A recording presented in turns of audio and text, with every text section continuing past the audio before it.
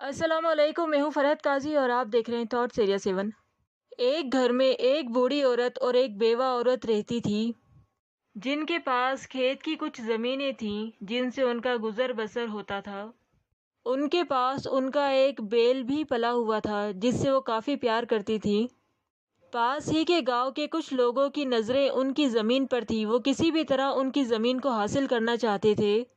ایک دن موقع پا کر وہ لوگ اس بوڑھی عورت کے گھر میں گھس آئے اور انہیں اس زمین کے کاغذات پر سائن کرنے کے لیے مجبور کرنے لگے۔ اس بوڑھی عورت نے ان لوگوں کو اپنی زمین دینے سے صاف انکار کر دیا۔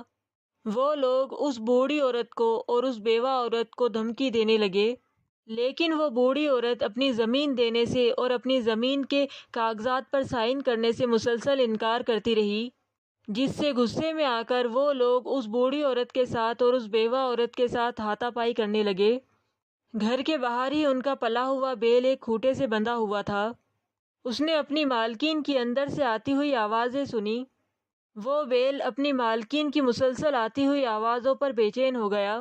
جس کھوٹے سے وہ بندھا ہوا تھا اس کھوٹے سے اس نے اپنے آپ کو آزاد کر لیا اور وہ سیدھا اس کمرے میں گھس آیا جہاں پر اس کی مالکین کے ساتھ وہ لوگ ہاتھا پائی کر رہے تھے۔ اس بیل نے ان لوگوں پر حملہ کر دیا۔ اس بیل کی مالکین نے موقع کا فائدہ اٹھا کر اسی وقت پولیس کو بلا لیا۔ پولیس نے آ کر ان لوگوں کو گرفتار کر لیا۔ اللہ پاک اگر چاہے تو کیا نہیں کر سکتا۔ اگر وہ کام لینا چاہے تو ایک بے زبان جانور سے بھی کام لے لیتا ہے۔